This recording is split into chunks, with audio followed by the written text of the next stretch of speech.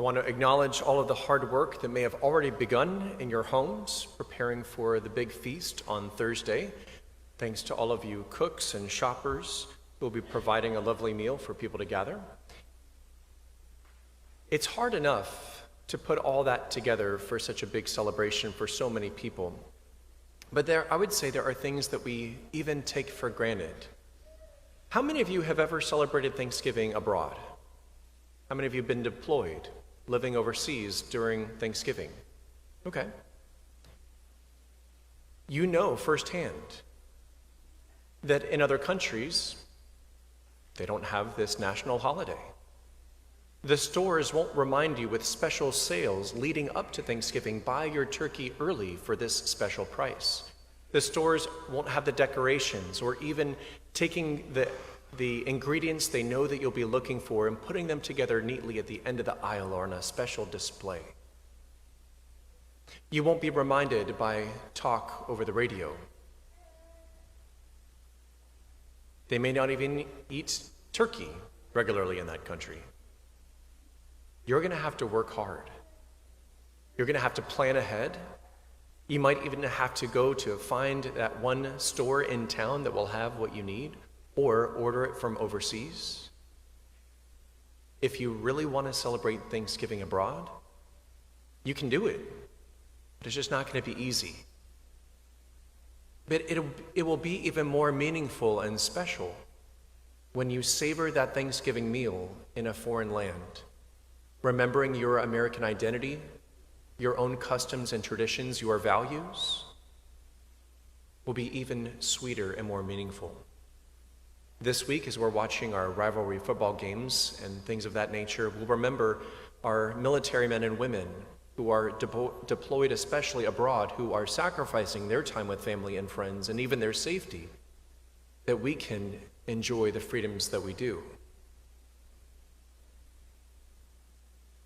I think that is a great image for us when it comes to the relationship between the church and the world. In his pastoral letter, our Bishop Bill, William Walk, gives us a survey of where we've been from the apostolic age through the age of Christendom to today. And again, Christendom is a term that you're like, well, what is that? Is that a sovereign nation? Where is that? Well, he gives a simple definition. He says, Christendom constitutes a society that is guided by Christian ideals, beliefs, and morals. There have been times where even though Jesus himself said that his kingdom is not of this world, he came to inaugurate his Father's kingdom here and now in the church. There have been times where we've converted kings and rulers in Christian Europe, where now the structures of society and the laws were conducive toward Christianity. And there was a time where we took that for granted. We thought, well, we just need to keep things going. We got a good thing going here. I know his kingdom's not of this world, but it's looking pretty good. It's good to be king. But as we can reflect, that world has fled us. The church more and more in our faith and our morals and values are pushed to the fringes of society and held in suspicion. Yes, there's always been times where the church was persecuted, but more and more, people don't understand what we believe and why, and we are held in suspicion. Bishop Bill continues in his letter to talk about the death of Christendom. He quotes Archbishop Fulton Sheen, who in 1974 said, "We are at the end of Christendom." In fact, I made it official here at St. John's. In our Book of the Dead that's in the foyer, I put Christendom there on the left page, just so we all remember. Christendom has died. If we want to fulfill the mission of the church, we are going to have to fight for it. It will not come automatically, just like that Thanksgiving meal abroad. We can do it. We were made for this. But we just have to understand that it's going to take sacrifice and determination, persistence, perseverance.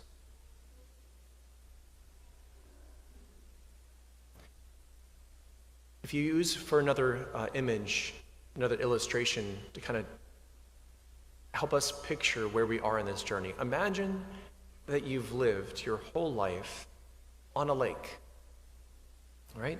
The boat is there on the lake, and, with just a simple row here or there or your trolling motor, you can pretty much stay in that spot of safety and security over that fishing hole where you've always been able to catch the fish.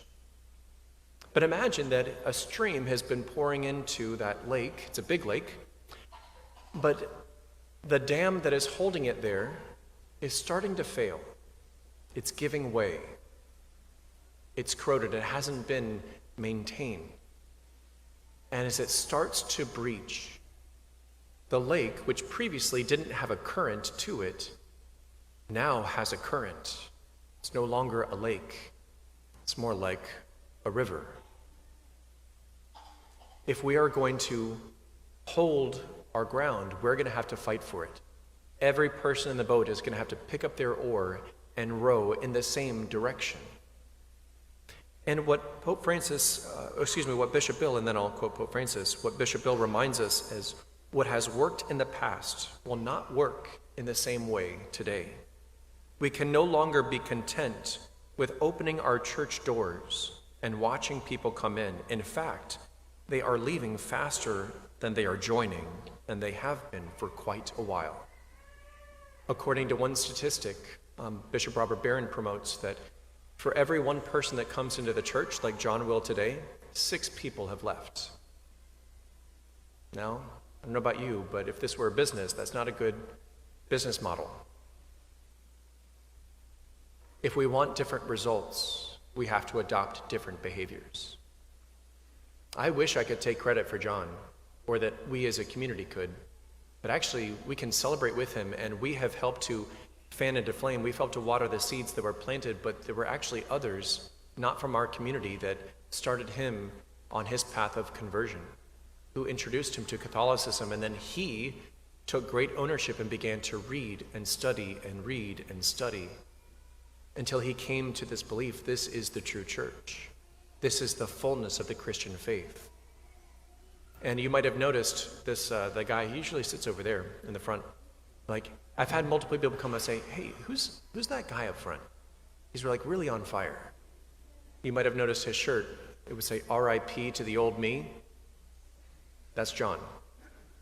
He's going to be receiving confirmation today. Again, I wish we could take credit for it. But at least we can acknowledge that we have supported him and helped encourage him on this journey to prepare him for today. But again, for every one person that comes in the church, 6 are leaving. Whether that is they are officially joining other churches or religions, or just becoming no affiliation. Or maybe they're Catholic in name, but they've stopped to practice, and COVID has accelerated that. We have many people who have not yet returned.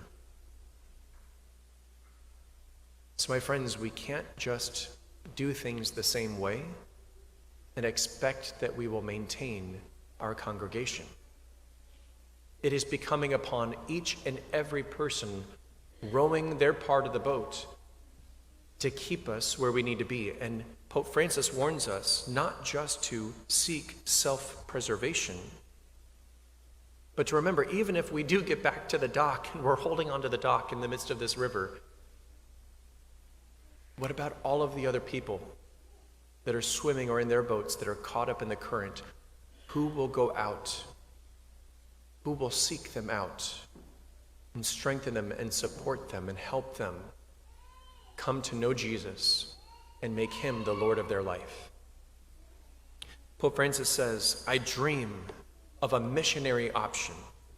That is, a missionary impulse capable of transforming everything so that the church's customs, way of doing things, times and schedules, language and structures can be suitably channeled for the evangelization of today's world, rather than for her self-preservation.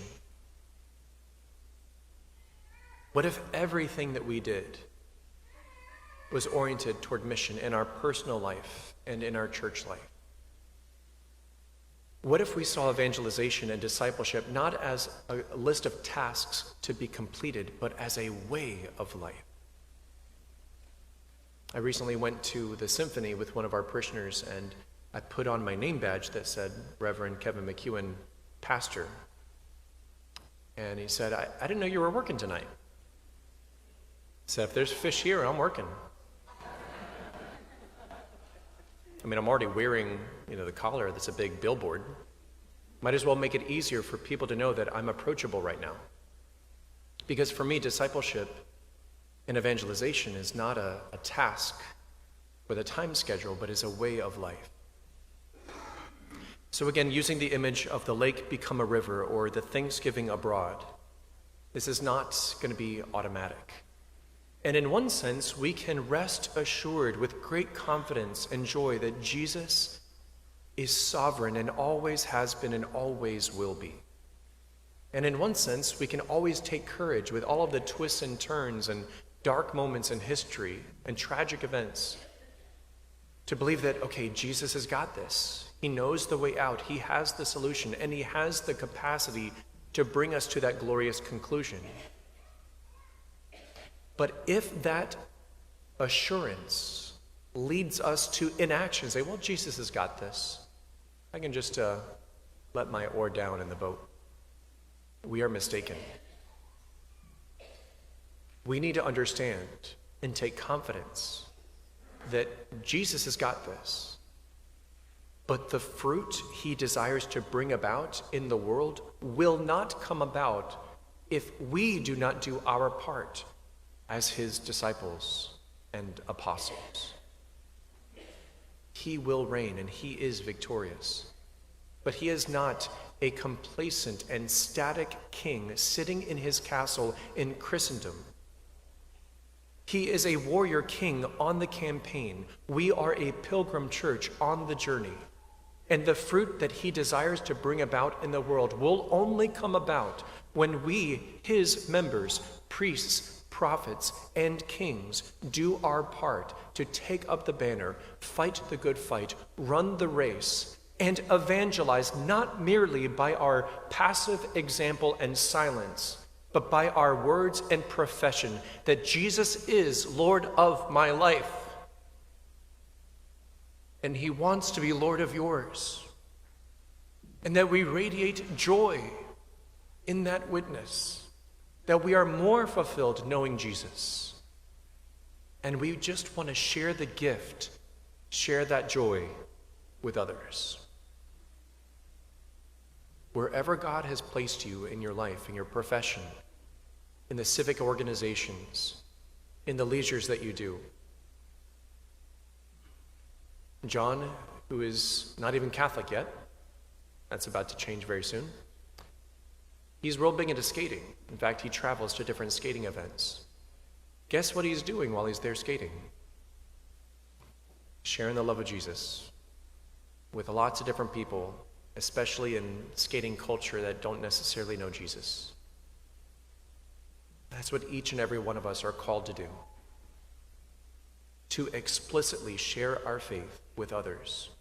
Yes, by example, but not merely by a passive, silent example, but also by our words and professions. Today, as we celebrate Jesus Christ, our King, King of kings, King of the universe, King of all creation and of all history, let us rest assured that he has the victory and he's got this.